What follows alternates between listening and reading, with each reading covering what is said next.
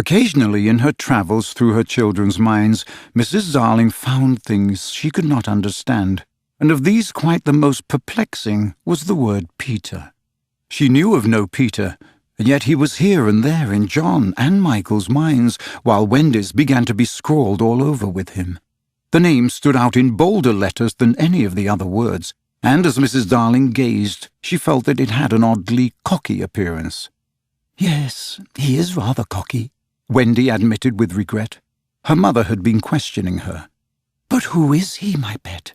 "He is Peter Pan, you know, Mother."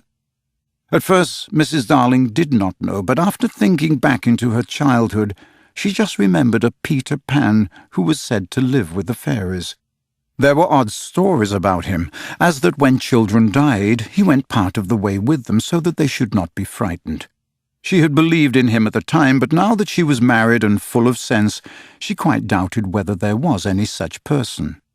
"Besides," she said to Wendy, "he would be grown up by this time." "Oh, no, he isn't grown up," Wendy assured her confidently, "and he is just my size." She meant that he was her size in both mind and body. She didn't know how she knew it, she just knew it. Mrs. Darling consulted Mr. Darling, but he smiled pooh-pooh. "Mark my words," he said. "It is some nonsense Nana's been putting into their heads, just the sort of idea a dog would have. Leave it alone, and it will blow over." But it would not blow over, and soon the troublesome boy gave Mrs. Darling quite a shock.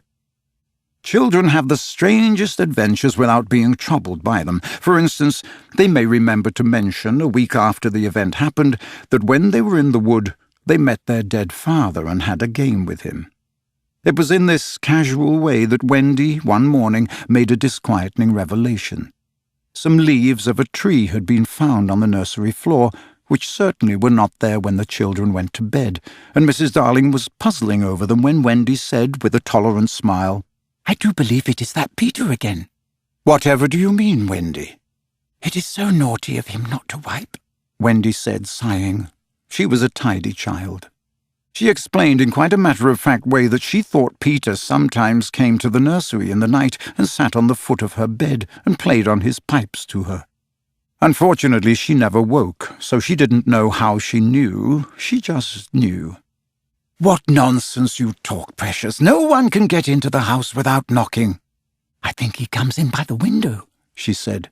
"My love, it is 3 floors up." "Weren't the leaves at the foot of the window, Mother?" It was quite true. The leaves had been found very near the window. Mrs. Darling did not know what to think, for it all seemed so natural to Wendy that you could not dismiss it by saying she had been dreaming. "My child," the mother cried, "why did you not tell me of this before?" "I forgot," said Wendy lightly. She was in a hurry to get her breakfast. Oh, surely she must have been dreaming. But on the other hand, there were the leaves. Mrs. Darling examined them carefully. They were skeleton leaves, but she was sure they did not come from any tree that grew in England. She crawled about the floor, peering at it with a candle for marks of a strange foot. She rattled the poker up the chimney and tapped the walls.